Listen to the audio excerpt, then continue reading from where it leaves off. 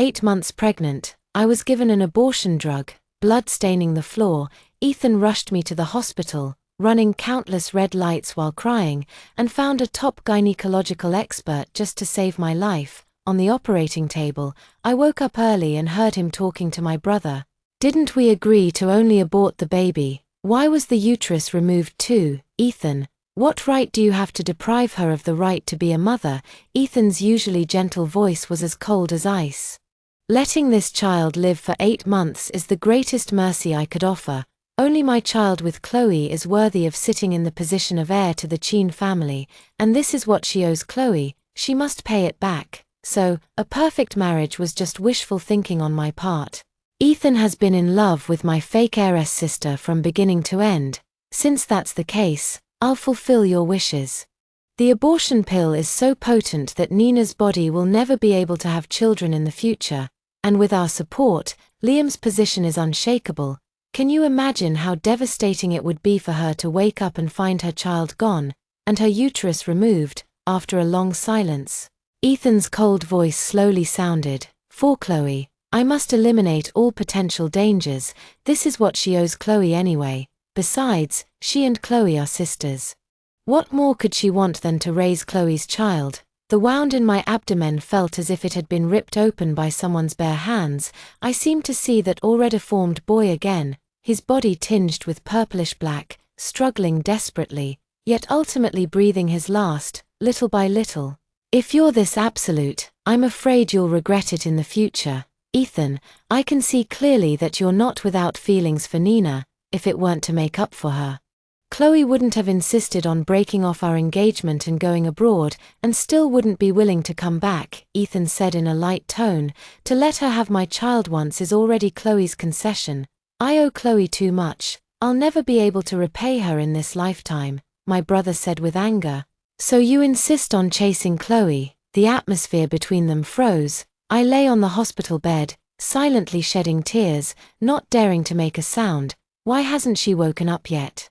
I felt Ethan gently stroke my forehead. "She just had a hysterectomy. Being in a coma for so long won't cause any damage to her body, right? To do such a terrible thing to me and then act so nonchalant, truly a wolf in sheep's clothing." I slowly opened my eyes and met his instantly gentle gaze.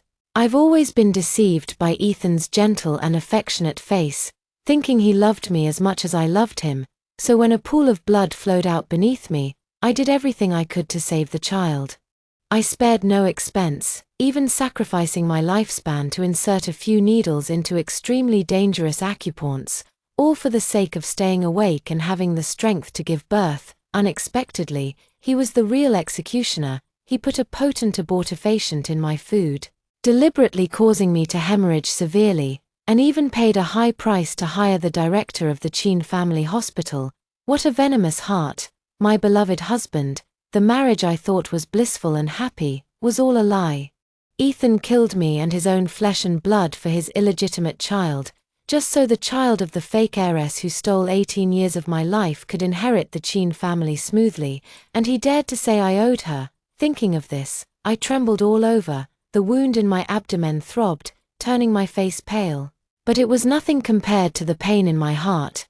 My emotional fluctuations couldn't escape Ethan's notice. He embraced me tightly, his tone gentle and filled with tenderness. "Nina, even though we lost our child, rest assured that I will always be by your side. Trust me, sometimes losing is also a kind of gain." Ethan kissed my brows and eyes with tenderness. "If you're sad, I'm 10,000 times sadder than you." I clenched my fists and blinked hard, trying to hide the uncontrollable hatred in my eyes so he wouldn't notice. "How sad are you?" Ethan looked down at me, his eyes swollen like walnuts, as if he had been crying for a long, long time, the incomparable sorrow. "The moment my child died, my world went dark. Thankfully, you are still here, otherwise I really wouldn't be able to live on." What a performance! No wonder I haven't noticed for so many years that the one he has always loved in his heart is Chloe. When I first got pregnant, Ethan posted several updates in a row on Moments, excitedly saying that he was going to be a dad. Later in the pregnancy, my appetite wasn't good, so he specially learned to cook for me and prepared meals himself. But who could have foreseen that this was his long-term scheme for that illegitimate child? Ethan went downstairs to the cafeteria to get food, but left his spare phone behind. I entered the password, but it wasn't my birthday. When I changed it to Chloe's birthday, it unlocked successfully. Page after page of chat logs made me dizzy. Sure, we're letting our sister down by doing this. I'm 8 months pregnant. And Ethan is constantly traveling back and forth between domestic and international business trips, so the days he spends by my side are few and far between. I feel sorry for him. He always tells me the good news and hides the bad about all the hardships of prenatal checkups and pregnancy reactions, trying his best not to worry me. It turns out that all the time he spent abroad was accompanying Chloe for prenatal checkups, childbirth, and postpartum care. His interactions with Chloe were all over the chat history, and he was always present for every important day of her pregnancy. Ethan applied pregnancy oil for her, learned traditional Chinese medicine to massage her swollen feet, and even used his hands to help her remove the excrement she couldn't pass due to constipation. Further up, it's Ethan and Chloe arguing over custody of the child, and ultimately Chloe agrees to let me raise the child, but she still wants to pursue her career abroad. I closed my eyes for a moment, thinking back to when Chloe's identity was revealed. She smiled at me with relief and said, "Sister, I never wanted to blame you for taking away Mom and Dad. I long for a wider world. Don't worry, I won't be fighting you over Ethan. She went abroad to become a light chaser." My parents blamed me for her leaving, and even at my wedding ceremony, they only made a brief appearance, and Ethan killed my child for Chloe, just to pave the way for her child. I'm so jealous of her. Everyone loves her, but no one loves me. In that case, I should be leaving as well. With a heart as cold as ash, I put down my phone and sent a WeChat message to my master, promising him that I would return in a month to accompany him to the deep mountains to gather herbs. I don't trust the hospital food, so I cooked some myself for you. See if it suits your taste. Ethan fed me bite by bite, and large tears fell into the bowl. He gently wiped away my tears, teasing me, "Little crybaby, so touched that you're already crying." I lowered my eyes and didn't say a word, not touched, but saddened. This treatment is something I was only able to get because Chloe repeatedly asked for it for me. I'm just benefiting from her influence. Seeing me like this, Ethan hugged me with concern. "Nina, are you thinking about the baby again?" His mention of it caused my emotions to collapse again, and tears burst forth. Ethan paced around anxiously, finally struck by a flash of inspiration. "I've got it. I heard your sister has a child abroad, and she's always moving around. Why don't we bring her child back and raise them as our own? Let's just tell everyone that you gave birth to the child. That way, both sides of the family will have an explanation, and it will save you from being criticized." I looked up at him, dazed. If I didn't already know what Ethan was doing behind my back, I'd probably really think he was doing it for my own good, but I've already decided to leave and give you both my blessing. This is good, everyone's happy. Ethan, looking overjoyed, hugged me and vowed like an oath, "I will be good to you forever, Nina. When the kids are older, we'll go travel and see the sights. Don't you always want to go back and see where you grew up?" He rambled on about the wonderful future, unaware that this perfect new life would never begin. Because I was about to leave, Ethan couldn't wait any longer and brought Chloe and the children back to China in just a few days to hold a family banquet. I figured I should at least let Mom and Dad know, and you probably miss them too. Ethan looked at me carefully, afraid I would be angry. In the Chen family villa, Mom and Dad were playing with Liam, their faces filled with the joy of being grandparents for the first time. Chloe sat beside them, still like a little girl. My mom stroked Chloe with loving affection while showering her with endearments. "Chloe has been wronged outside. Don't worry, this child is our Chen family's grandson." I felt a stinging in my eyes, but I still wore a smile and went forward to greet them. Mom and Dad's attitude suddenly turned icy cold. "Who are you pulling that gloomy face for? Are you deliberately trying to upset us? Look at Chloe, she's so much more sensible than you. I really don't understand what you're doing. You're about to give birth and you're still eating random things. Now look what's happened, the baby's gone, and in the end, you'll have to let Chloe clean up the mess for you." knowing that the Chin family would be here today. Why are you wearing such a plain outfit to offend everyone? You never know how to bring honor to the family. We shouldn't have brought you back in the first place. Causing Chloe to be unable to return to the country for so many years and be bullied abroad. I know my parents look down on me. They think I can't bring them honor and am not worthy of the Chen family's daughter. It's just a pity that Chloe, the daughter they are so proud of, is not their biological child. It wasn't until Chloe took the initiative to go abroad, and the Chin family couldn't do without me, that they had to accept their fate, but they became even more dissatisfied with me. My dad didn't walk me down the aisle at my wedding, and my mom sat at her seat with a dark expression. In the past, Ethan would protect me with his words, but now his eyes are glued to Chloe, filled with tenderness. I completely forgot that I was stillborn because he took advantage of my trust and put abortion pills in my food. Chloe walked up to me with the baby, her eyes crinkling sincerely as she smiled. "Sister, look at Liam, isn't he especially cute? Indeed very cute. The eyebrows and eyes are just like Chloe, and the lips and chin are exactly like Ethan. As if they were cast from the same mold." My fingertips brushed the child's face, a monstrous hatred swelling in my eyes. But why can he live well and enjoy a rich and beautiful life, while my child was poisoned to death? Without even seeing this world, Liam, well, Ethan's friend helped me find a foreign numerology master to name him, hoping he can enjoy life, be safe, wealthy, and prosperous in the future. When I was naming my child, I scoured the dictionary, just to find a name with a good meaning that could bless him with health, happiness, and peace. Ethan laughed at me for doing something futile, saying a child's fate is determined at birth and naming is just psychological comfort. But turned around and spent tens of millions on fortune tellers to name Chloe and her children. A bitter taste in my mouth, I forced a smile. It really is a good name, seeing that the child's expression was off.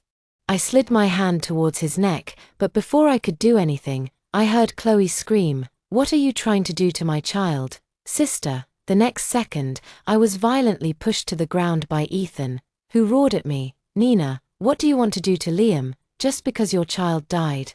You want to harm your sister's child? Are you even human?" I fell to the ground, the palm of my hand scraped against the surface, tearing a hole, and it hurt terribly, but Ethan didn't even look at me. He and Chloe flanked the frightened child, hugging him, like a real family of three. My parents looked at me angrily, blindly protecting their own. "Nina, don't blame us for doting on Chloe. Look at you, what do you have that compares to Chloe? You're so vile and dark, not even letting such a small child go. You're an animal. What are you still doing lying on the ground? Get out of here, don't be an eyesore in front of us. You've ruined our good mood." The Chin family elders, who had just arrived, asked about the situation and their eyes were full of disappointment towards me. "We don't blame you for accidentally losing the child, and even if you can't have children, our Chin family never thought of letting you two divorce, but why would you attack a small baby? Chloe's child must be entered into the Chin family's genealogy, whether you agree or not, it won't change the fact. Go back and reflect on yourself." At that moment, I wanted to say nothing. But considering the child's life was innocent, I said softly, "A red string is easy to choke a small child." Chloe parted the baby's neck and found it was red, and her face was filled with shame. "Ethan told me not to mind. Chloe is just worried about the child, not deliberately targeting you," my mom said impatiently. "If there really was a problem, why didn't you say so earlier? Who are you trying to get sympathy from by acting miserable? Besides, if you hadn't been unlucky enough to doom the child to death, would your sister have sacrificed herself to raise the child for you? You should be thanking her." Everyone was on Chloe's side, condemning me for her sake. My eyes were blurred with tears, and without saying a word, I went upstairs and threw the printed divorce agreement into the shredder. "I'm not getting a divorce, they don't love me or believe in me, so that's that. I will completely disappear from your lives. I don't want you anymore." I sat in the guest room for a long time, listening to the joyful laughter downstairs until I gradually fell asleep. I woke up again to a silent villa. My stomach was in terrible pain. I went downstairs to find something to eat, but the servants said disdainfully that there was nothing to eat and that I should make it myself. As the ingredients were in the basement, But at the basement door, I saw Chloe sitting on Ethan's head with her legs spread apart, her voice seductive. Ash, what if my sister finds out? She'll be sad. I feel awful. Ashuo. Ethan curled his lips alluringly. Chloe, you clearly like it. So why do you always reject me? Don't worry, she won't know. I also promise I won't bind you with marriage. But you have to satisfy me. Chloe held Ethan's head with both hands and pushed her waist forward. Ethan, just this once. After this, I'll go abroad and won't disturb your and my sister's happiness. Let's just be pure childhood sweethearts. Ethan stopped talking. The unbearable sounds drilled into my ears with the wind, making me feel nauseous and unable to stand, so I staggered out of there. It wasn't until I was far away from that suffocating place that I barely regained my senses, and large tears fell to the ground. I slumped helplessly on the curb, and the next moment, Chloe's soft, uneasy voice sounded. Sister, I'm sorry about what happened today. Which one are you referring to?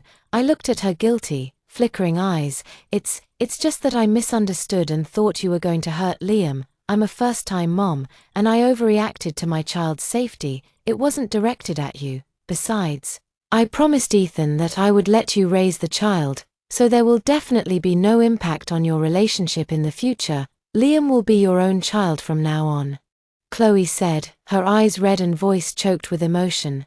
Don't worry, sister, I'll be leaving the country after Liam's full moon banquet, and I won't be coming back. I'm leaving Mom and Dad, Liam, and Ethan in your care. That look, full of affection yet forced to yield, overlapped with the year she went abroad. The pain in my chest wouldn't stop. How could she so innocently and nonchalantly steal Mom and Dad's love, and act so utterly sincere about it? I grabbed Chloe's collar.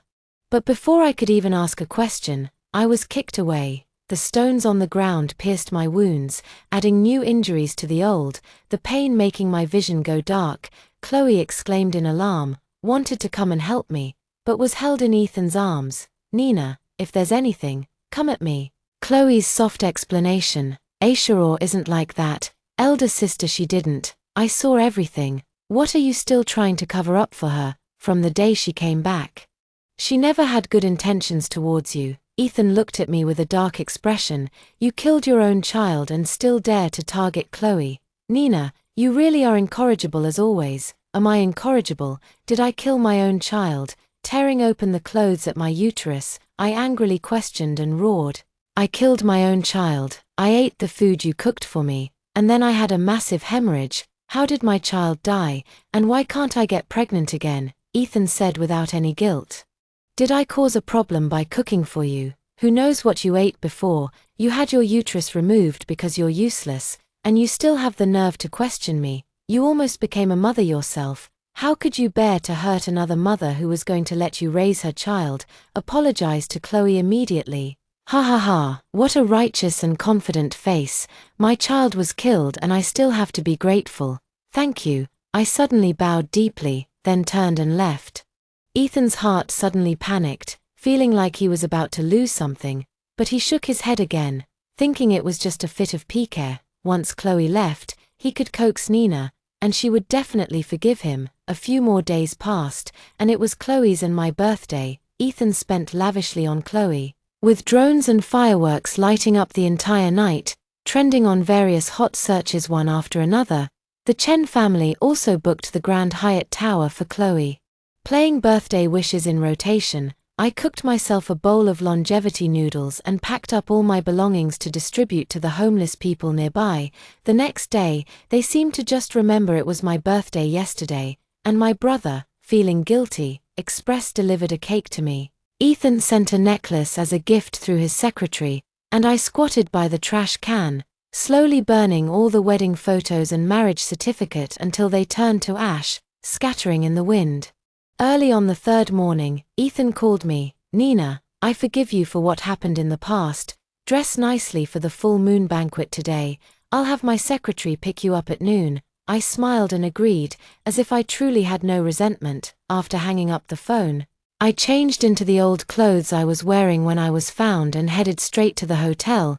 The auspicious time for the full moon banquet has passed, and I still haven't shown up. Ethan's face was not very pleasant. For Nina to still be throwing a tantrum at him at this time, She was really becoming more and more unreasonable. That trace of unease in his heart was forcibly suppressed by him. He coldly ordered someone to go find me. My parents' faces darkened when they heard the news. Outrageous, if you ask me. It would be more reliable to let Chloe marry into the Chin family. Ethan's mother frowned slightly but didn't say anything. Just then, someone rushed in from outside. It's terrible, President Chin. Your wife jumped off the building. Ethan and the others stared wide-eyed in disbelief. What? Did Nina jump off a building? A crowd rushed out, the sirens of police cars and ambulances already audible. A pool of blood lay on the ground, and a white sheet covered a thin body, revealing a section of worn, grey clothing. Mrs. Chen covered her mouth, tears streaming down her face. These are Nina's clothes when she came home. Ethan didn't believe it at all.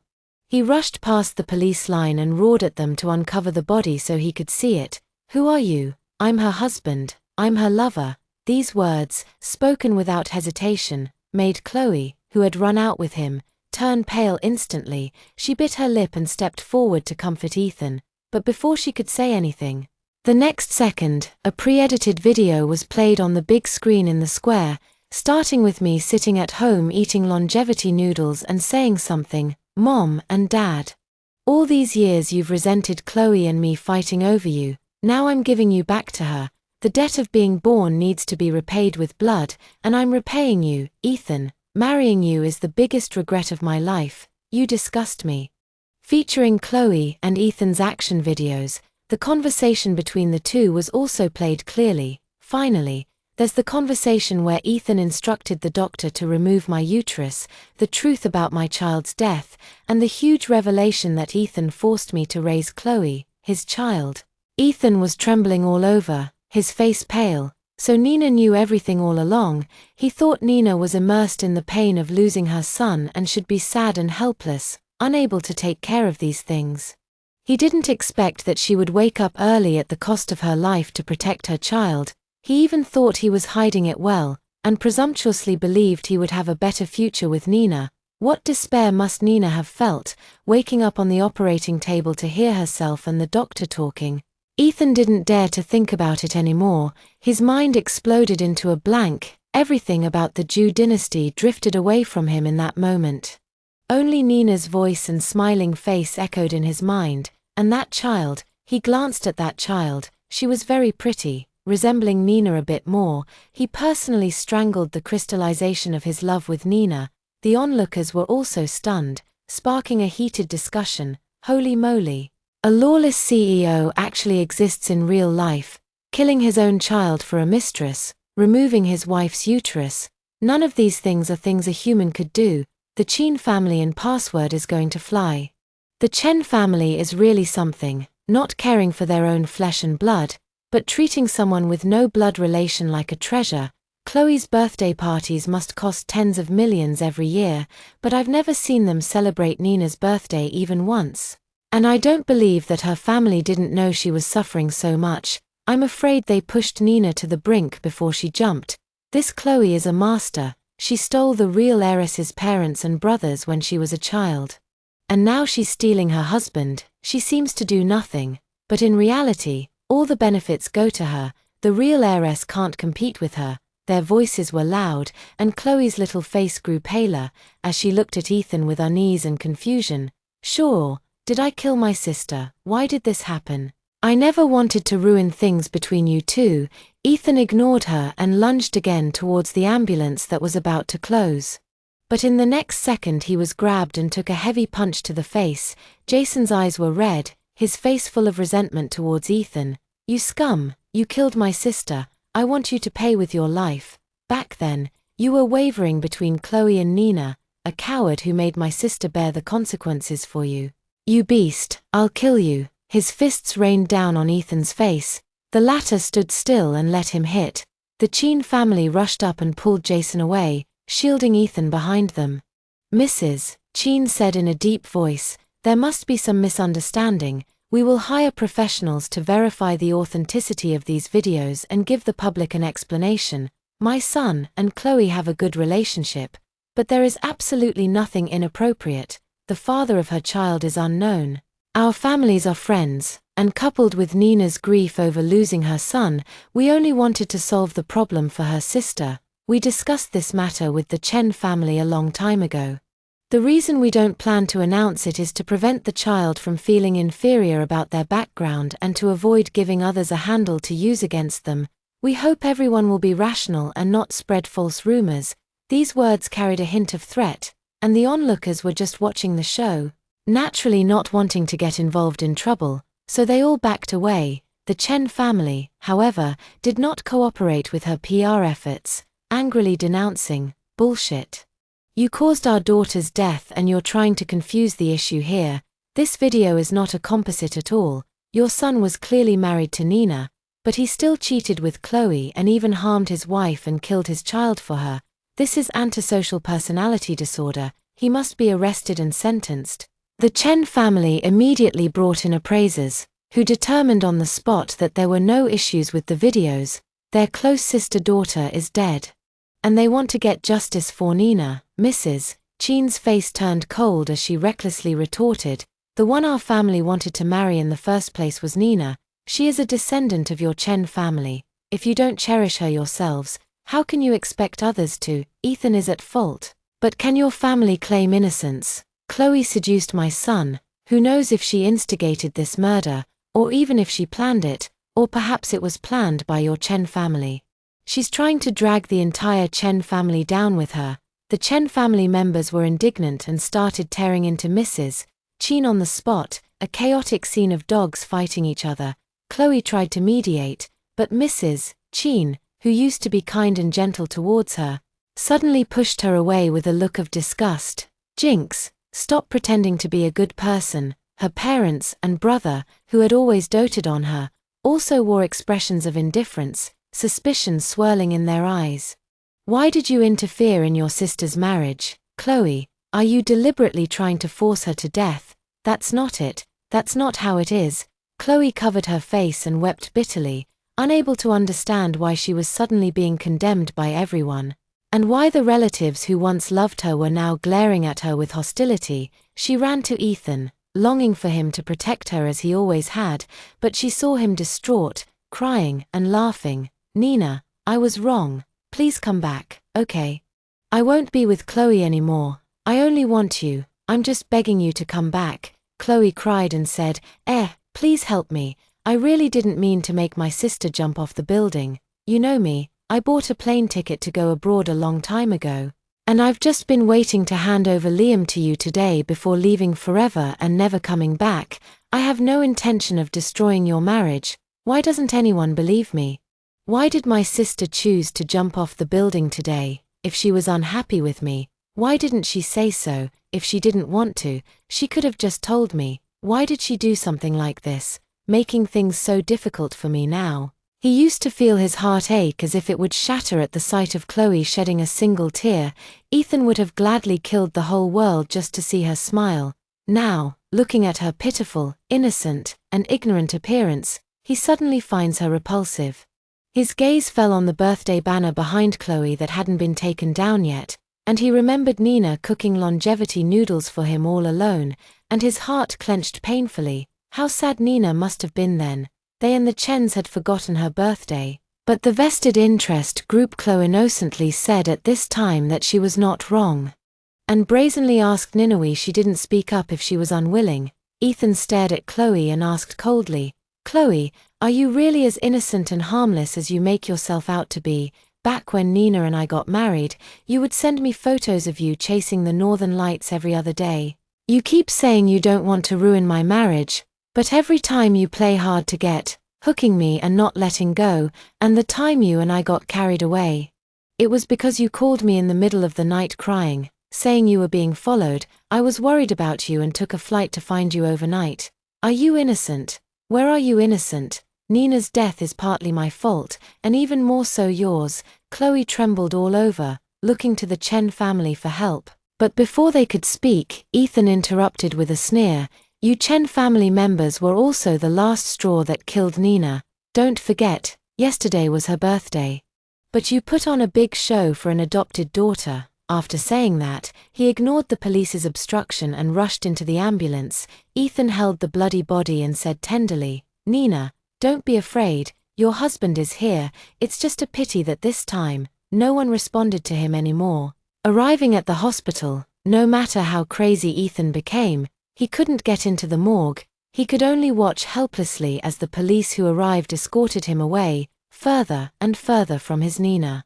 At that moment, Ethan's heart felt empty. He stopped struggling. Many reporters rushed over, spotlights flashing incessantly. He was pushed into the car like a walking corpse, cut off from the sounds of the world. In the interrogation room, Ethan blankly held Nina's photo, not uttering a word.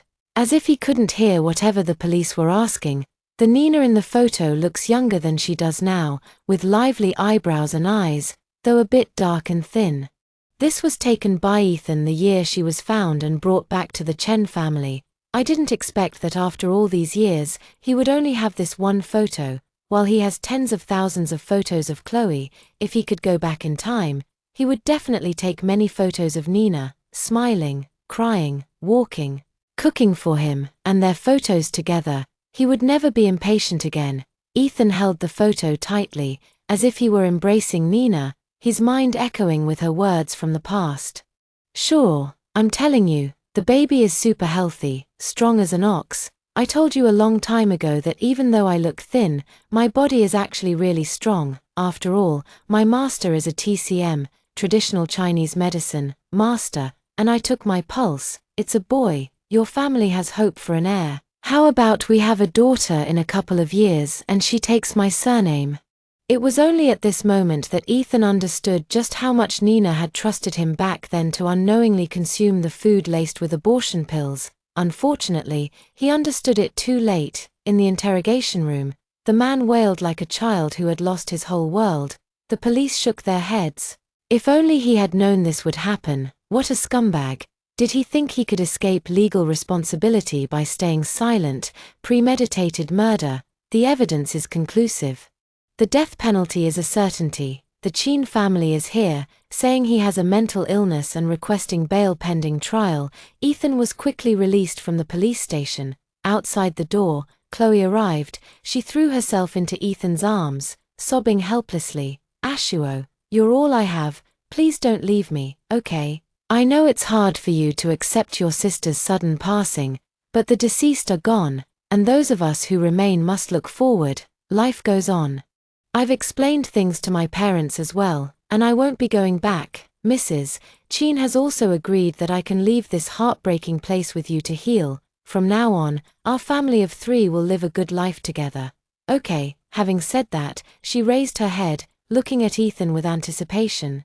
Once upon a time, Ethan loved Chloe's eyes the most. He said that there was a galaxy in Chloe's eyes, the most beautiful scenery in the world. The moment Ethan saw her eyes, he was willing to offer her the whole world, but Chloe thought he would soften, but never expected. Ethan threw her violently onto the ground, his eyes full of disgust as if he were looking at a cockroach. "The Chen family doesn't want you either. Don't play the same tricks you did 3 years ago with me. The Chen family was foolish enough to be manipulated by you. But I won't be. 3 years ago, you broke off the engagement with me on the one hand, and secretly sent me some melancholic updates that only I could see. You also deliberately led the Chen family to see that you withdrew for the sake of Nina, making the Chen family resent Nina and feel guilty towards you.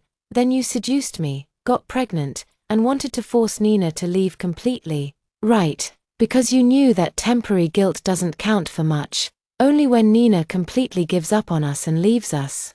Can you continue to sit firmly in the position of the Chen family's heiress?" Chloe's face turned pale, and she kept shaking her head in denial. I didn't do it. You're talking nonsense." Ethan was too lazy to listen to her explanation and sneered, "What an innocent beauty. Deceiving the Chen family and me as well. It's a pity. You won't be able to deceive me this time. I've investigated all the ways you framed Nina before. I'll inform the Chen family to make them see your true colors. Next, you will pay a painful price for Nina's death." Chloe turned to run, but it was too late. At the police station entrance, she was dragged into Ethan's car and thrown into an uninhabited villa. There were many homeless men covered in lice, and their eyes lit up when they saw her. Ethan showed no mercy as he pushed her into the crowd. "This woman is yours, as long as you don't kill her. Have your way with her." "No, sure, you can't do this to me." Ethan curled his lips coldly. "Of course I can, because of you. Nina died, and I'm in so much pain that I want to die. Why should you be exempt from it all?" Chloe was dragged away by a homeless man. She never imagined that one day the person she loved would treat her like this. She regretted it immensely. She should have left and never come back. She clearly wasn't with him willingly, so why should she bear the pain in the end? 6 months later, Ethan's verdict was delivered, acquitted by reason of insanity. It wasn't the Chin family pulling strings, but rather Ethan genuinely showed signs of schizophrenia. At that time, I, having faked my death to escape, was in the deep mountains and old forests, competing with my master to pick century-old wild ginseng. "Old man, I picked more than you, Humph. This old man's is older than yours. Look, it even has a baby face." Master threw me a ginseng doll that looked like a child, and the moment I saw it, tears streamed down my face. "This ginseng doll looks exactly like my child. Is it a coincidence? Is it still God's mercy?" I held that ginseng doll and cried until I couldn't control myself. What's wrong? Master was frightened and apologized to me repeatedly. "Oh dear, I admit defeat." "Okay. You have more of them. You win, but I can't cook, so you still have to cook today. I want to eat roast chicken." "Why have you been like an automatic faucet since you came back from outside? Crying whenever you want. Good heavens." "Oh, don't cry, or the ginseng doll will be cried away. It's most afraid of human crying. If it kills itself, it won't be worth anything." When I heard that it would make the ginseng doll cry to death, I quickly stopped crying. "Master, it's alive." The old man with white hair and a youthful face stroked his beard and nodded with great seriousness. "Yes, if there is enough sincerity, the ginseng doll can come alive. But it requires a lot of troublesome operations, such as feeding it with heart's blood and constantly absorbing the spiritual energy of heaven and earth every day, taking care of it like a child. But these are too troublesome. Let's sell it." "Hey, what are you doing?" When I heard that heart's blood could bring the ginseng doll to life, I didn't hesitate to take a drop of heart's blood with a silver needle and feed it to it. It seemed like a flash of light passed by in an instant. But it disappeared in the blink of an eye. Master jumped up and down in anger, saying that I was talking nonsense. Such a treasure of heaven and earth requires more than just a drop of blood, and it can't be raised in a day or two. But I didn't care at all, hugging the ginseng doll and giggling foolishly. "As long as it can live, I'm willing to put in whatever time and effort it takes. It's my poor child. It's back. This time, I must protect it and never let anyone hurt it again." I named the ginseng doll Anbao, which was originally the name I had prepared for my child. My master had no choice but to consult ancient books and help me raise this legendary ginseng doll together, until one day, the old man was injured again for the sake of an herb, and coincidentally, the rice and grain at home were gone. So I took some herbs down the mountain for supplies. After finishing my shopping, I remembered that Anbao has grown bigger recently and needs some new clothes. My skills aren't great, so I'll buy her some new ones when I go down the mountain, and maybe some toys as well. As I was getting ready to go back, a black luxury car stopped in front of me, and Ethan excitedly jumped out of the car, wanting to hug me. "Nina, you're not dead. You're really not dead.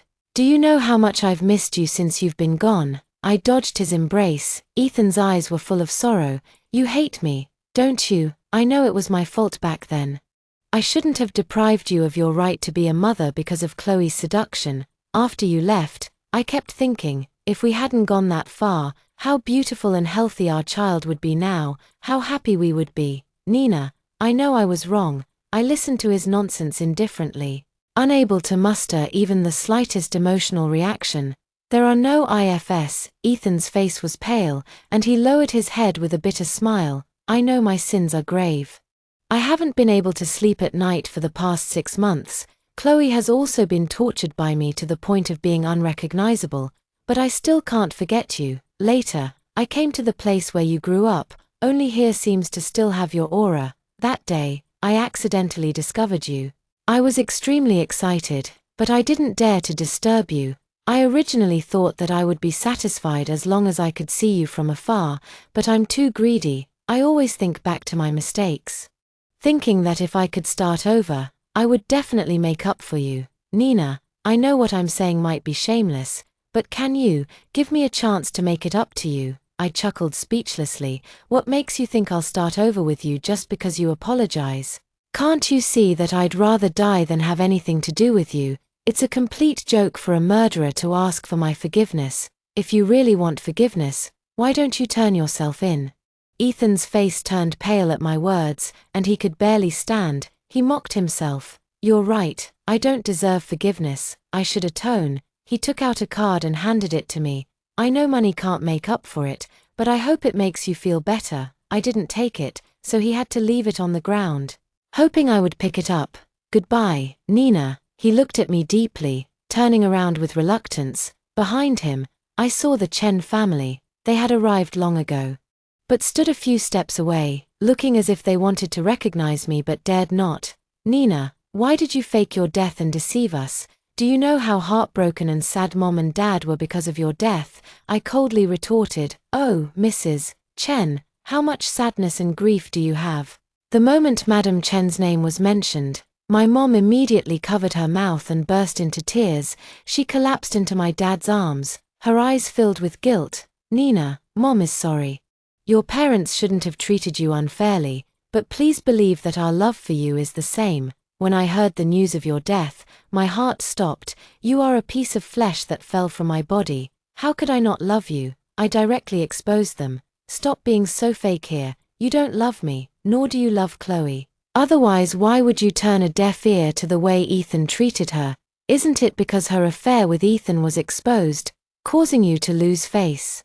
And she's no longer the daughter you were so proud of. You're not asking for forgiveness now because you've suddenly realized the error of your ways, but because the cooperation between the Chen and Qin families has ended, and a series of scandals have led to the company's decline, right? The Chen family's expressions were incredibly awkward. Indeed, since the public opinion storm, the Chen family's reputation in the industry had plummeted, many collaborations were halted, and the severance of ties with the Qin family only made matters worse. At their level, it's not easy for companies to take things further. There's still hope if the two join forces, but it was ruined by Chloe, this adopted daughter. Looking at her daughter's back, Mrs. Chen's heart trembled. Nina, where are you going? A place without you. Without turning my head, I said, while planning in my mind to take the old man to another mountain to gather herbs. As the existing herbs on this mountain had been almost completely collected, Ethan fell ill after returning. He repeatedly turned himself in, but the Qin family repeatedly used mental illness to bail him out. In the end, he found the evidence that he was conscious when he killed the child, and finally received the sentence that belonged to him. The Qin family completely gave up on him as well.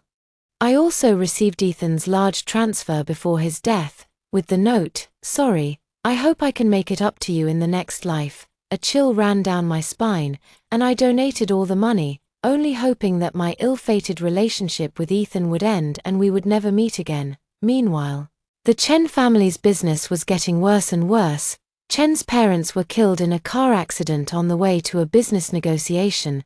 The hit-and-run driver was Chloe, after killing her adoptive parents. She also turned herself in, stating that she hated them for knowingly not helping her with her situation. Jason is depressed because his family went bankrupt, but none of that matters to me anymore. I took Anbao and my master to settle on a larger mountain, becoming true hermits. The end. Next, I will tell you the second story. If you think it's good, remember to subscribe. Your support is our motivation. On the first day of returning home from studying abroad, my childhood sweetheart CEO was deeply in love with my substitute, making a high-profile display. His mother threw me 10 million. Leave that substitute and come back to my son's side. I politely declined. Auntie, a qualified white moonlight, should be as quiet as if she's dead. 100 million. Deal or no deal? Deal. Satisfaction guaranteed. As I meticulously planned our reunion drama, I had no idea I was stepping into a trap he had carefully woven for 3 years. The plane tires screeched against the runway, announcing the official end of a 3-year separation. I dragged my suitcase through the jet bridge, my phone buzzing abruptly in my pocket, the long unseen note flashing on the screen. Sugar Mima, swiping to answer, the familiar curve of a smile touched my lips. Hello, Auntie. Claire, Mrs. Jiang's voice on the other end carried the composure characteristic of wealthy women, steeped in riches, and a hint of imperceptible urgency. I'll give you 10 million to leave that low-class actor and come back to my son. Outside the airport's huge floor-to-ceiling windows, the city lights sparkled like a flowing galaxy. I chuckled softly, my fingertips unconsciously tracing the cold glass. What are you talking about, Auntie? Lucas and I ended things 3 years ago. Besides, I paused deliberately, my gaze sweeping over the financial news bulletin playing on a nearby electronic screen. Even pork prices are rising these days. Silence lingered on the other end for a few seconds. I knew she was weighing things, assessing the remaining value of this discarded pawn from her past. Sure enough, when she spoke again, Mrs. Jiang's tone carried a more determined ruthlessness. 30 million to get rid of that eyesore beside him. Auntie, I sighed softly, my voice gentle and tender, laced with a touch of pitying advice. You know better than anyone that a proper white moonlight should be as quiet as if they were dead. How could I possibly go and ruin someone else's relationship? A very slight intake of breath came from the receiver, a precursor to Mrs. Jiang's laughter born of extreme anger. A few seconds later, she almost gritted her teeth as she uttered the number that instantly made my blood boil. 100 million. Are you in? As expected of a top-tier big spender, this amount of money is so huge, it feels like even the air is gilded. I answered decisively, a smile instantly filling my eyes. No problem, I guarantee you'll be satisfied. The phone was hung up without mercy, the busy signal short and mocking. 2 minutes later, the crisp ringtone of a text message sounded on my phone. I opened it, and the bank notification was stark, an incoming transfer of 30,000,000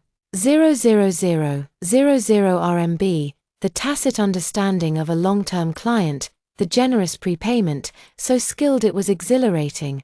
I stared at the dizzying string of zeros in the balance, my fingertips tingling with excitement.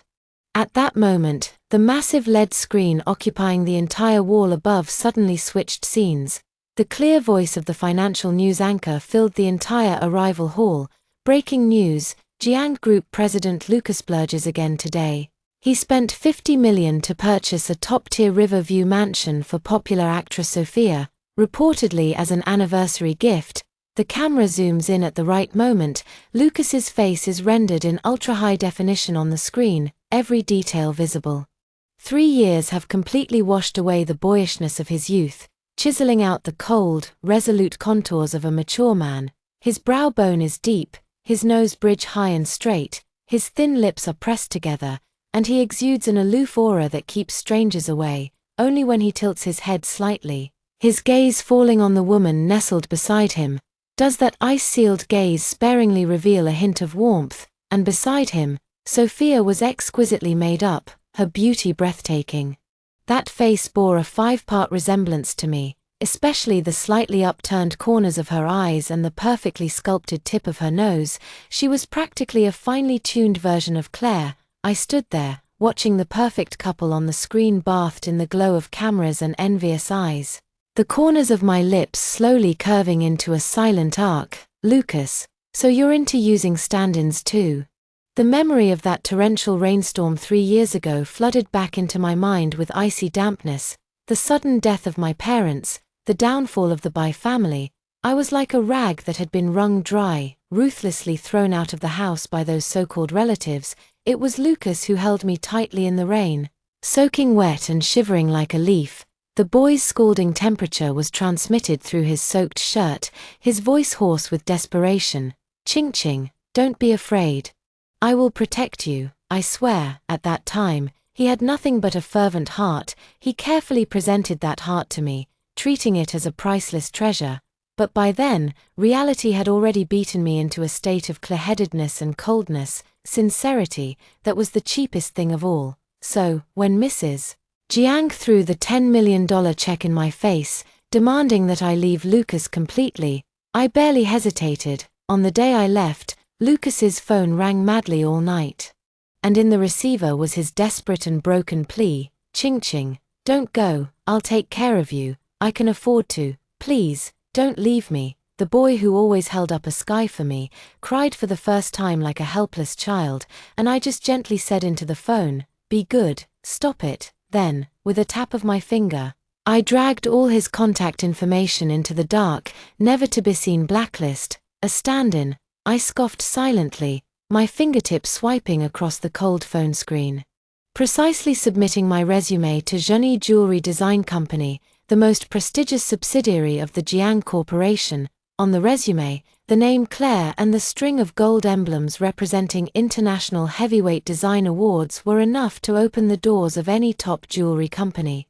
Soon, a letter of acceptance quietly landed in my inbox. Immediately after, I signed a lease in a high-end apartment complex just a 10-minute walk from the Jiang Corporation building. After settling my luggage, I sat in front of the floor-to-ceiling window. With a panoramic view of the bustling city night scene, the light from my phone screen dimly illuminated my face as my fingertips quickly swiped, typing Lucas and Sophia into the search bar.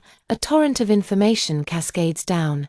In the past 2 years, Lucas has been like a blade reforged in fire, making ruthless decisions within the behemoth that is the Jiang Corporation, from being initially dismissed as a greenhorn by the board of directors, to becoming an iron-fisted president who single-handedly controls everything and completely sidelines all hindering forces, including his own mother. He has completed an astonishingly bloody ascent. Childhood friend turned domineering CEO, his methods are ruthless, leaving no room for retreat. As for Sophia, the gossip forums are full of vivid details. A year ago, she was just an obscure, struggling third- or fourth-tier actress, coaxed by an unscrupulous agent into attending a notorious industry party. The agent wanted to use her to trade for resources, and certain bigwigs wanted to find a fresh plaything, so they hit it off. The ignorant Sophia became a lamb to the slaughter. Then Lucas, like a divine soldier, descended from the sky and staged a standard hero saves the beauty scene. From then on, this Jiang's president, known for his aloof and abstemious image, seemed to be bewitched, not only frequently appearing with Sophia in top-tier social events but also lavishing top-tier film and television resources and fashion connections on her as if they were free, although the two have never officially announced their relationship. The story of the domineering president and his canary is already an open secret in the industry. TSK, so melodramatic and cliché, I clicked open a Jiangju CP fan fiction that had been pushed to the top of the hot list, its writing quite delicate, and quickly skimmed through it. Although the story was not without artistic embellishments, the core plot highly matched the gossip revelations. The female lead, Sophia, grew up in an orphanage, was not from a professional background, and relied on a fierce determination to fight her way from playing minor roles all the way to becoming the leading actress, a model of inspirational success. The male lead, Lucas, doted on Sophia without limit, providing her with jewelry and gorgeous clothes, top-tier resources, and expensive real estate. Anything she wanted, he would give her. And the biggest stumbling block on their road to love, Lucas's mother, whose family values were deeply ingrained, never concealed her dislike for Sophia. While Lucas, time and time again, for the sake of Sophia, did not hesitate to clash head-on with his mother, I closed the webpage, understanding dawning in my heart. No wonder the moment I landed, my patron's astronomical order was so eager to come crashing down. Back then, all it took was for Lucas to insist on being with me, the abandoned daughter of a fallen family, for Mrs. Jiang to see me as a thorn in her side, a splinter in her flesh, and wave a $10 million check without hesitation. Now that he's openly defied his mother for Sophia, this actress, Mrs. Jiang, is probably itching to swallow Sophia whole. My phone chimed with a notification, a message from the pet store. I got up and went out, returning shortly with a Samoyed puppy that looked like a ball of snow. The little guy nuzzled his fluffy head against my palm, his wet, dark eyes looking at me in innocent confusion. I rubbed his soft ears. smiling as I tapped his nose. From today on, your name is Qianlai, money come. Qianlai, mommy's lucky dog. As if to confirm the name, my phone rang again. I answered, and the formal voice of the head of the jewelry design department at Zheni came through. MS. Bye, congratulations on passing the interview. When is the earliest you can start? Tomorrow, I answered decisively. Hanging up the phone, I scooped up the bewildered Qianlai and gave its furry forehead a big kiss. Lucky puppy.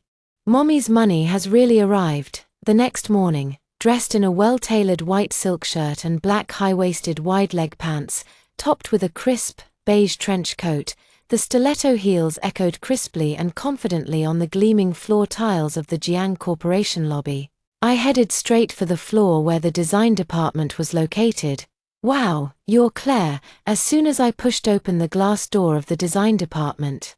A girl with a high ponytail and a bright smile bounced up like a deer, her eyes full of undisguised admiration. I'm Emily. Oh my God, I love your designs, especially the Rose Poetry series, that entwined thorny rose line, that struggling yet romantic feeling. I never thought I could be your colleague in this lifetime. I'm so excited. Emily's cheeks flushed with excitement. I returned a perfectly appropriate smile.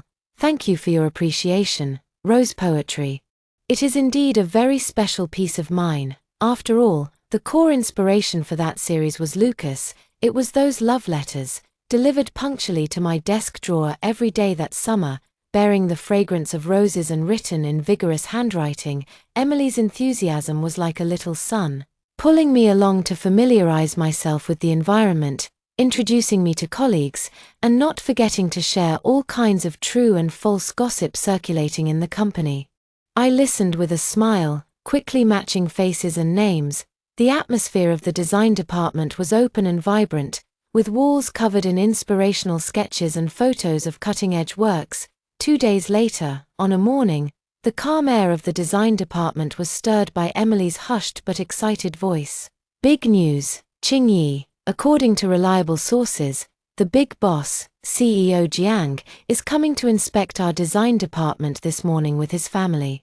I was facing the computer screen modifying a necklace sketch when I heard this, and my fingertip paused. With family, it's that big star, Ju. Emily moved closer, lowering her voice and winking. I heard he's here to customize some important gift for Sophia, and he's personally picking someone from the design department.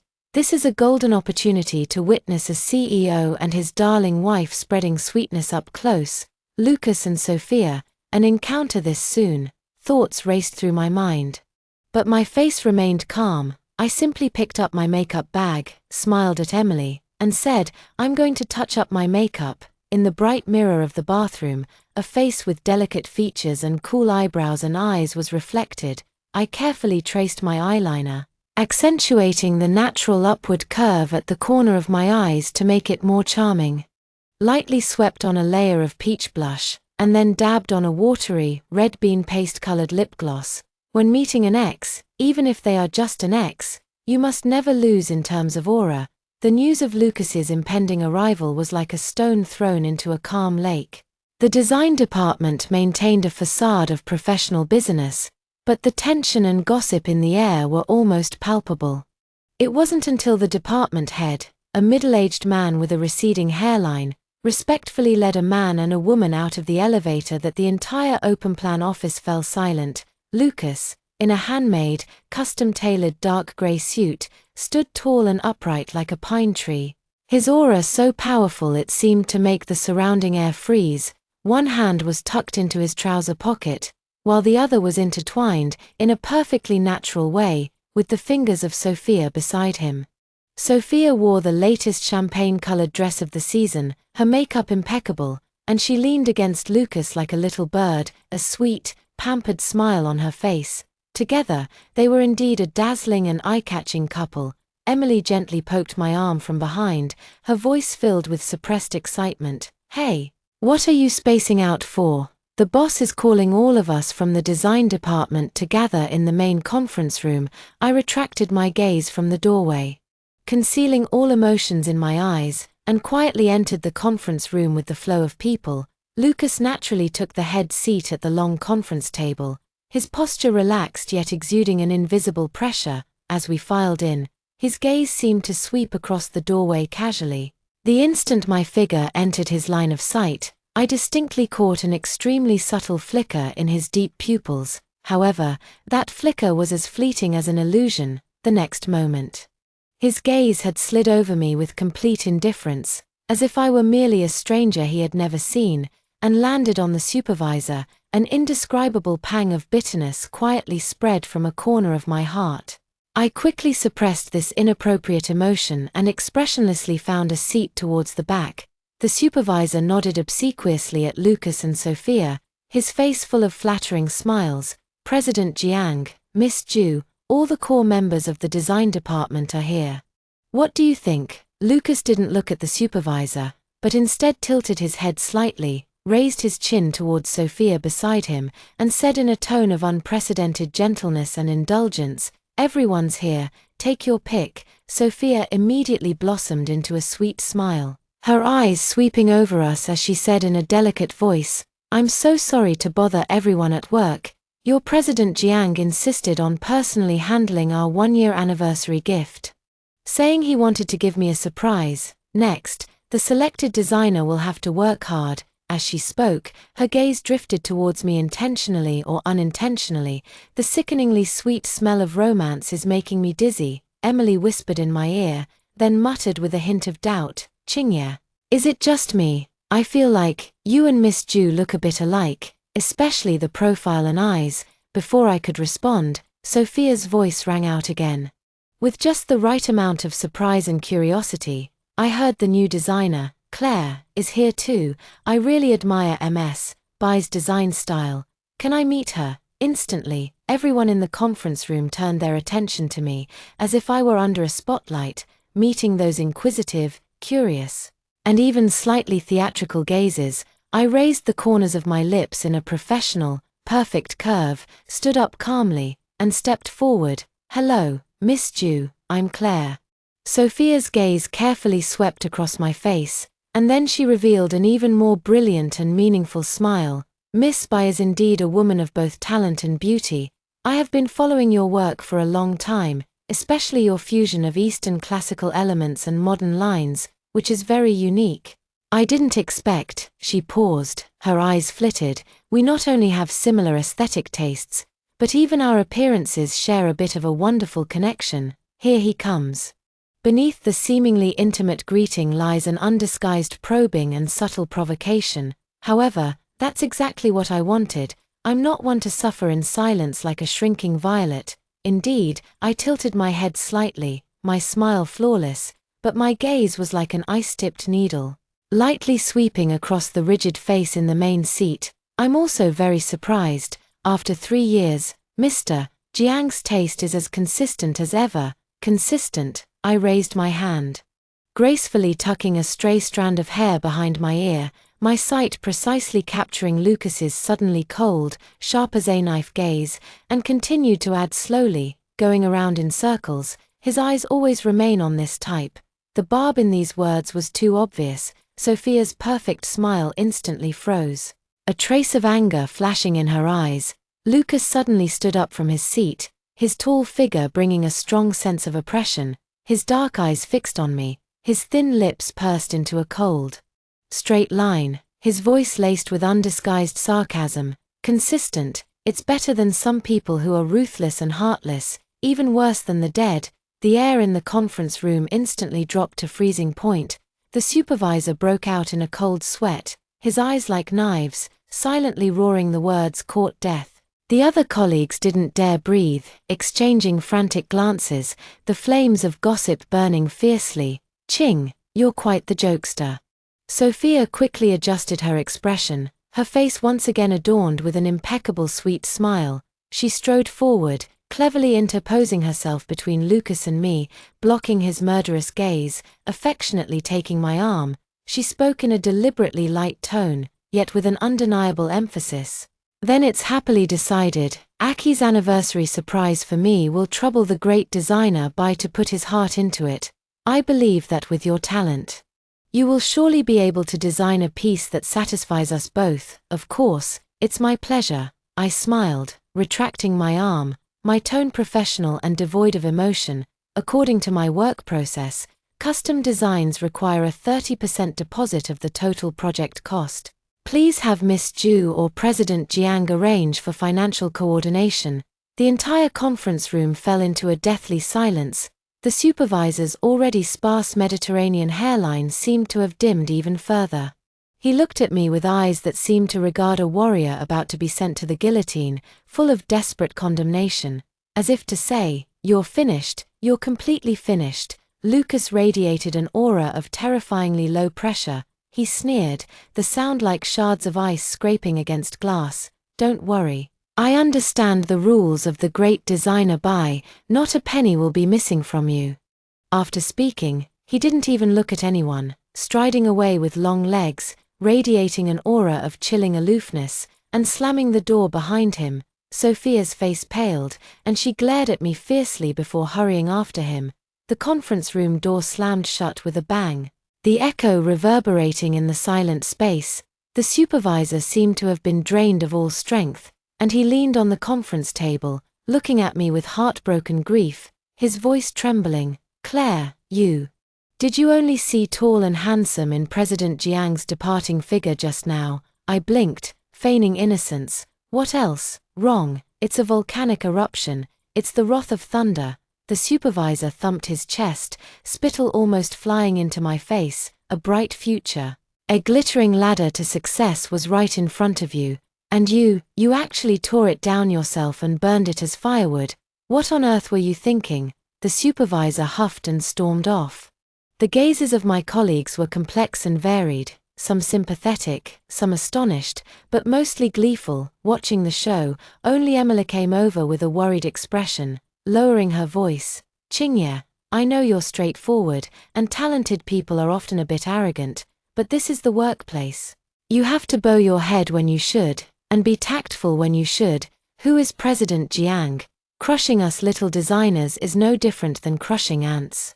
I looked into her worried eyes and suddenly smiled, pointing to my nose. "Me, I'm full of tricks." Emily was about to say something when my phone, which was on the table, suddenly lit up and started vibrating repeatedly, displaying an unfamiliar local number. I smiled apologetically at Emily, picked up my phone, and walked to the window. Hello, Miss Bai. This is Charles, Mr. Jiang's assistant," a young and composed male voice said over the phone. "Mr. Jiang has a few words he needs to discuss with you. Please wait a moment." I raised an eyebrow, my tone calm and indifferent. "Oh, Mr. Jiang is so busy that he doesn't even have time to make a call himself, needs an assistant to relay the message." There was a 2-second silence on the other end of the phone. Immediately following, a familiar voice, cold, low, and laced with gritted teeth, pierced through the receiver and slammed hard into my eardrums. "Claire, want your deposit, immediately. Right now, take me off your blacklist." I slapped my forehead. I almost forgot about that. Back then, I left so decisively that all of Lucas's contact information, phone number, WeChat, QQ, email, all of it was ruthlessly stuffed into the depths of my blacklist, where it has been lying dormant for 3 years. "Got it, President Jiang," I responded crisply, my fingertips flying across the screen. A few seconds later, the profile picture of that WeChat contact who had been silent for 3 years, marked with the cold letter J, lit up again. A deep, heart-stoppingly blue sea. I had just finished operating when I looked up and ran straight into Emily's eyes, which were burning with the raging flames of gossip. Is that President Jiang?" Emily's voice cracked with excitement. She looked around, leaned in close to my ear, and whispered in a high-pitched voice. I knew something was up. What's your relationship? Tell me, I'm dying of curiosity." I looked at her sparkling eyes, helplessly closed my own, and ended her curiosity with the most concise 5 words, "Ex-boyfriend. Loved him." Emily's mouth instantly formed an O shape, large enough to fit an entire egg. As evening approached, the afterglow of the setting sun painted the city with a warm, golden hue. I strolled with an excited Chen Lai in the small park downstairs from the apartment building. The little guy was full of curiosity about everything. Sniffing here and digging there, my phone vibrated in my pocket. and I took it out to see a WeChat transfer notification. I opened it, and at the very top of the chat box, next to the Azure Sea avatar that had been dormant for many years and had just been released by me, the transfer amount was clearly displayed. 5,000,000 yuan. There were only 2 words in the remarks, deposit. Looking at that deep blue, a forgotten corner in the depths of my memory was unexpectedly pried open. That summer.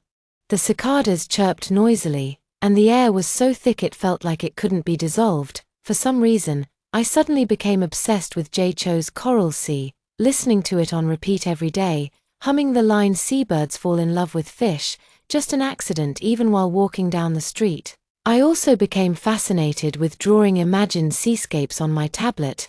Whenever that happened, Lucas always loved to mess with me. My face still had some baby fat.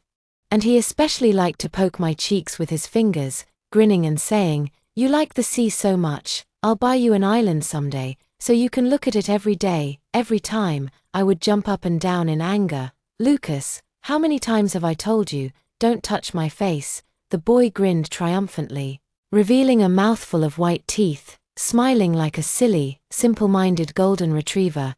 "Xiaobai's face is fleshy. It feels like a chubby groundhog. This is simply unbearable."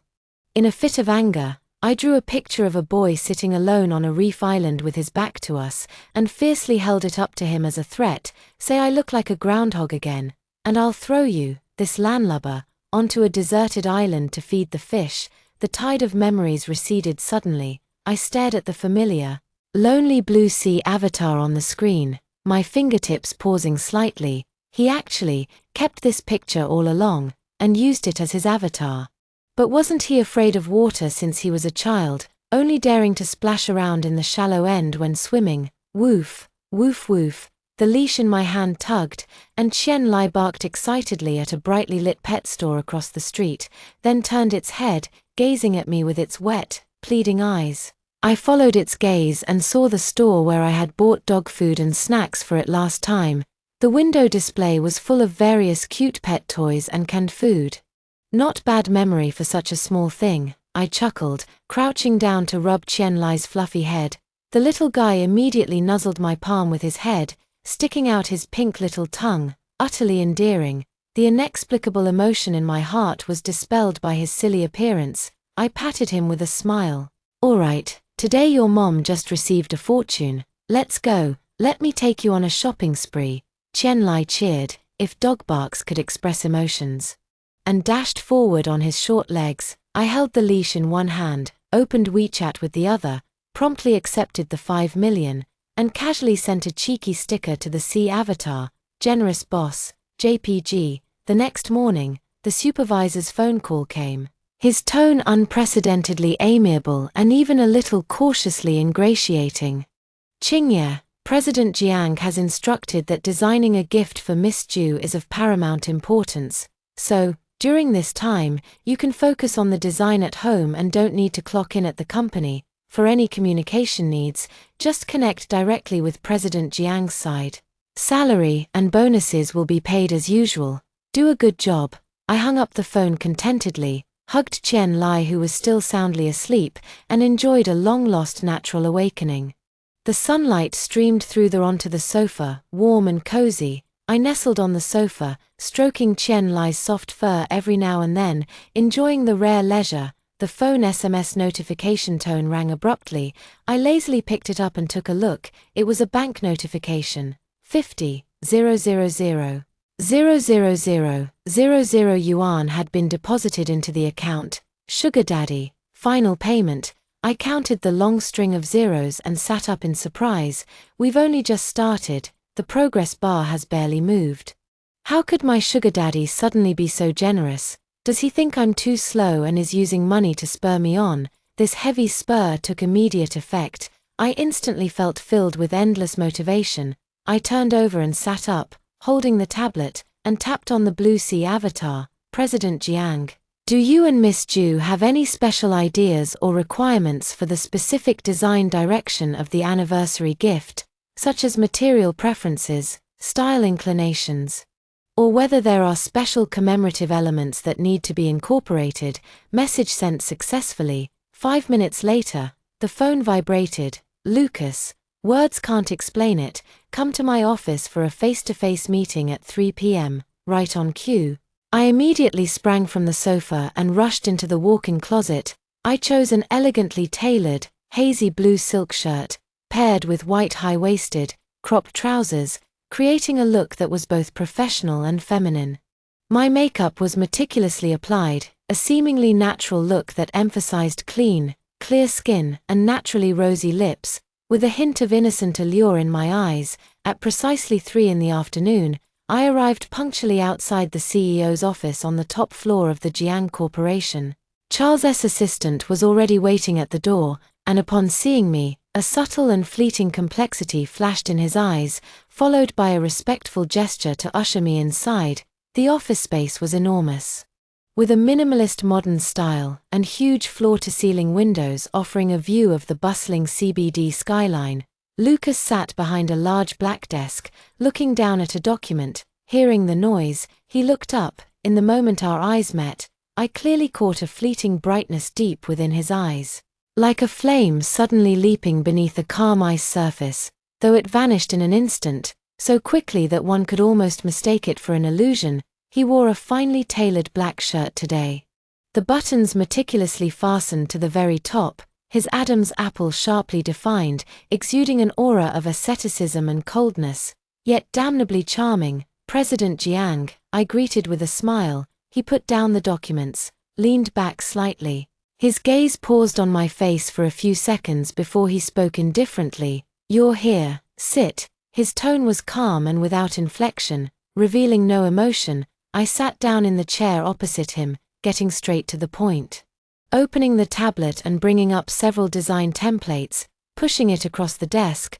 What kind of gift does President Jiang want to give Miss Ju?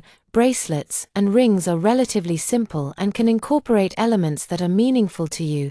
Necklaces offer more design space, allowing for more detail and a sense of story. My voice was professional and calm. Lucas's gaze swept across the tablet screen, and without hesitation, his tone was that of someone who naturally spends lavishly.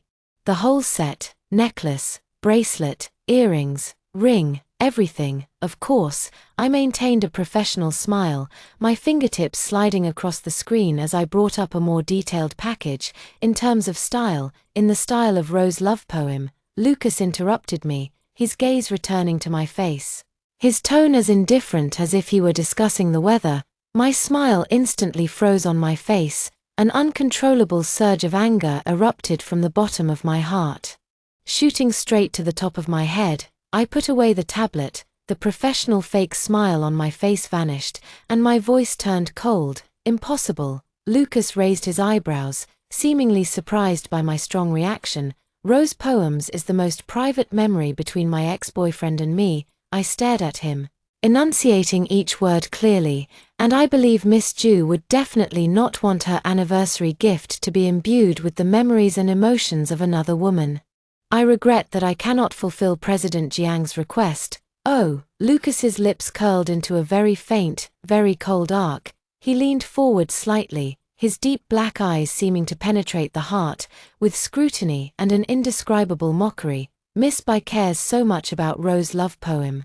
It seems that she has deep feelings for her ex-boyfriend, and can't forget him.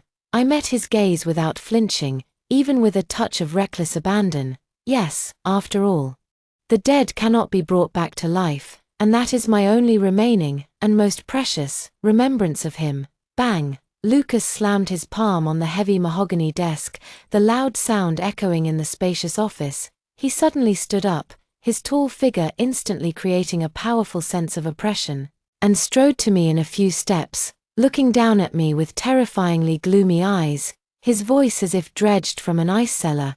Claire, how come I don't know I'm already dead? Do you need to hold a memorial service for me here? Enveloped by his sudden burst of anger and powerful aura, my heart skipped a beat, but the unwillingness to admit defeat in my bones was also aroused. I raised my face and glared back fearlessly. Didn't you pretend not to know me in the conference room first? President Jiang, Now you're asking me to design something based on the Rose love poem. What, are you trying to disgust me in this way? Or are you trying to disgust your current girlfriend, Miss Ju, with my past, Rose love poem that was the starting point of my design career and also my proudest work so far, and the source of its inspiration is standing in front of me at this moment, judging me with cold, angry eyes. That year, the Bai family's business was booming, and my parents sent me to the top aristocratic school in the area. As a freshman, I met Lucas, a sophomore. He was a well-known figure on campus, the Jiang family's young master who was hauled onto the stage to read a self-criticism in the morning for fighting, and could give an acceptance speech in the afternoon holding an Olympiad gold medal. On the first day of school, he casually slung his arm around my shoulders, his smile as bright and bold as the midday sun. Bye, from now on, I've got your back, fighting, studying, I'm good at it all. Back then, we were still innocent childhood sweethearts. We went to and from school together, raided the snack street near the school gate, and spent weekends in the corner of the city library, ostensibly reading but actually competing with each other in secret, until a letter with a sweet rose scent was quietly stuffed into my desk drawer. The strong and vigorous font was pleasing to the eye, and I recognized at a glance that it belonged to Lucas's handwriting. After school, he waited for me as usual at the entrance of our class. The afterglow of the setting sun dyed the corridor red. He stood in front of me, his ears red as if bleeding, his voice a little hoarse from puberty, and he scratched the back of his head awkwardly and sincerely. Xiao Bai, I want to be your boyfriend, okay? I went down 2 steps, turned around and threw the heavy school bag to him, and smiled brightly at him in the golden sunset. See how you do. From then on, every afternoon during the 3rd self-study period, a letter filled with ardent love and carrying the delicate fragrance of roses would appear in my desk drawer on time. It was the most vivid and indelible memory of my pale youth. So, when I finally became a jewelry designer, my first piece was Rose love poem. The entwined thorny roses symbolize a passionate, struggling, sweet, and painful love. It was this series that made me famous in the international design world. Seemingly stung by my blunt question and the emotions surging in my eyes, Lucas's angry expression froze for a moment, and a complex, indecipherable light flashed in his eyes. You don't even want me anymore. He shifted his gaze, his voice lowering, carrying an indescribable desolation and weariness. I thought you wouldn't care about any of this. His voice was as light as a sigh. I keenly seized the fleeting opening in his words and almost instinctively asked, with a hint of urgency that even I didn't notice, then what if I regret it now? Is it still too late? Lucas turned his head sharply, his dark pupils constricted suddenly, churning with surprise, disbelief, and a hint of suppressed, yet almost erupting, ecstasy. His gaze was direct and scorching, like tangible flames searing my skin. Under that gaze, my heart skipped a beat, and a strange sense of guilt quickly spread through me. However, the next second, Lucas perfectly demonstrated to me what it means to change faces faster than flipping a book. A cold, mocking arc tugged at the corner of his lips, his eyes instantly reverting to their previous detachment and indifference. His voice laced with icy shards, dreaming already in broad daylight. Claire, who do you think you are? Fine. Good, very good. I'm not angry. I take a deep breath, forcibly suppress the flames that are surging upwards, and try to make my voice sound calm and without inflection. Fine. Then may I ask, President Jiang, what are your specific requirements for this anniversary gift set, besides a complete set and not like rose poems? I need more specific instructions. Lucas straightened his immaculate cuffs, his posture reverting to that of a high and mighty, aloof CEO, his tone nonchalant. Do as you see fit, you're the designer. Leave the professional matters to the professionals. The boss has given me full authority, so I won't hold back. However, out of professional ethics as a jewelry designer, who I consider myself to be, I thought about it and still asked, to design a piece that better fits your and Miss Ju's emotional journey, would it be convenient for Mr. Jiang to tell me your love story, like the moment of first meeting, or the unforgettable moments you experienced together? Lucas glanced at me, his eyes filled with inquiry and a hint of amusement. "You're curious?" "No, it's purely for work needs," I answered seriously. Without any flaws, understanding the core of the story is the only way to extract the most touching design elements. He glanced at the expensive watch on his wrist, stood up, and picked up the suit jacket draped over the back of the chair. "We can talk about the design concept later. Right now, I should go home for dinner. The opportunity has arrived." I immediately stood up as well, plastering an impeccable dedicated smile on my face. Perfect timing. I'm hungry too. It's just a matter of another pair of chopsticks. President Jiang shouldn't mind. "Right, why don't we eat and chat? This way, it won't take up your time. And it'll allow me to understand the requirements more efficiently." Lucas paused, glancing back at me with an expression that seemed to say, "Could you possibly have any more nerve?" But he didn't say anything in the end. Just gave a non-committal hum, which counted as tacit approval. With my shameless dedication, I successfully got into Lucas's black Bentley Mulsanne. The driver was a kind-looking man in his 50s who was visibly stunned when he saw me, and when he heard Lucas say, "Back to the old house." His expression was one of utter shock. I chuckled, tilting my head deliberately, and asked the driver with a smile, "Uncle, were you about to say that I'm the first woman your young master has brought home in all these years?" The driver glanced at Lucas in the rearview mirror. Seeing no reaction from him, he shook his head with simple honesty and replied, "No, Miss Ju, she comes here often." The smile on my face instantly froze. Lucas, who had been resting with his eyes closed, now opened them and glanced at me indifferently, his eyes filled with undisguised and blatant mockery. "What? Do you really think you're something special?" I stiffened my neck and tried to salvage the situation.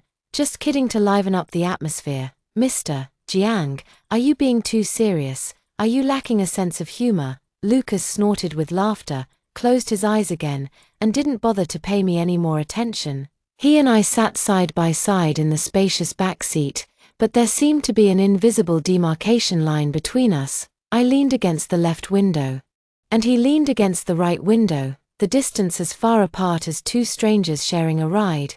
The air conditioning in the car was turned up, and the temperature was pleasant. I had stayed up late last night conceiving the design, and coupled with the slight rocking of the car, fatigue quickly set in, and my eyelids began to droop. In a blur, I felt something warm and soft gently touch my cheek.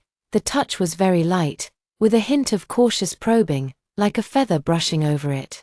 The car stopped smoothly in front of the old house. I woke up with a start, subconsciously raised my hand to touch my face, and then suddenly turned my head to look at Lucas next to me. He had woken up at some point and was slowly adjusting his cuffs, the lines of his profile cold and flawless. "Did you just pinch my face?" I asked, eyeing him suspiciously. Lucas turned his head, his expression as calm as ever, his eyes as clear as a spring. "No, you were sleeping too soundly. Your face was tilted to my side, and you accidentally rubbed against my hand." "Really?" I squinted, sizing up the distance between us, which could easily fit two more people. "Am I leaning that far?" "Yeah," he responded, opened the car door, and stepped out with his long legs, his back view filled with "too lazy to waste words with you." I pursed my lips and followed her out of the car. The ancient and imposing Jiang family mansion appeared before me. As soon as I entered the Grand Flower Hall, I was greeted by a beautiful woman in a Shangyun cheongsam. With a dignified and luxurious air, time had left its mark on her face, but it added to her settled elegance and majesty. TSK. As expected of a sugar mommy, such an aura, such charm. The moment I see her, it's like I see a long string of shiny, golden zeros on the back of my bank card waving enthusiastically at me.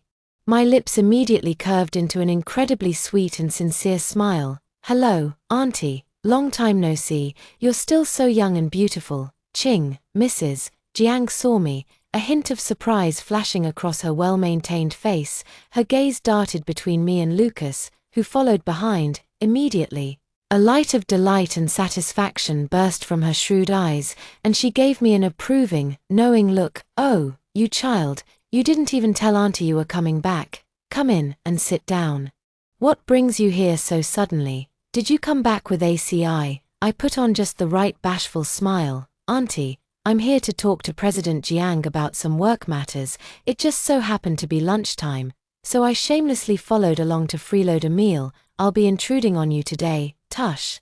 "What do you call that? Disturbing, Mrs. Jiang warmly took my hand and patted it affectionately. "I'm so happy you could come. I can't even express it. You're always welcome here.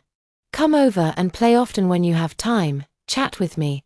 This attitude was a complete contrast to the wealthy woman who slammed a check at me 3 years ago and regarded me as a plague. The dinner was extremely lavish, filling the long mahogany dining table. Mrs. Jiang sat at the head of the table, with Lucas and I on either side. Throughout the meal, Mrs. Jiang's gaze hardly left Lucas and me, her face beaming with a we're a match kind of gratified smile. And she kept using serving chopsticks to put food in my bowl. "Chingye, try this crab roe meatball. Auntie specially asked the kitchen to make it. It was your favorite when you were little. This steamed grouper is very fresh. Have some more, Aki. Don't just eat for yourself. Put some food in Chingye's bowl." The sudden enthusiasm caught me off guard, and the food in my bowl was piled up like a small mountain. "I'm done eating." Lucas put down his chopsticks, slowly and deliberately wiped the corners of his mouth with a silk handkerchief. His eyes fell on me, and he said succinctly, "Come upstairs with me." Mrs. Jiang immediately winked at me, her eyes full of encouragement and expectation. I nodded understandingly, put down my chopsticks, and followed Lucas's footsteps obediently. I thought he would take me to the study, but he went straight to the second floor and pushed open a dark solid wood door. His bedroom. The room was very large, continuing the steady and grand style of the old house, with a well-manicured garden outside the huge floor-to-ceiling windows. He walked to the single sofa by the window and sat down, relaxed, and raised his chin to indicate the opposite position. "Ask whatever you want." I stood at the door, a little hesitant. "Mr. Jiang, are we discussing work here?" "What else?" He followed my gaze and glanced at the enormous bed in the room, covered with dark grey bedding. His eyes became playful, and his voice lowered slightly. "You want to talk over there?" "No, I don't." I quickly walked over and sat in the chair opposite him, took a deep breath, took out the tablet, and opened the memo. Then, "Mr. Jiang, please briefly talk about what events or moments during your relationship with Miss Ju were particularly memorable or meaningful to you. This is very important for extracting design elements."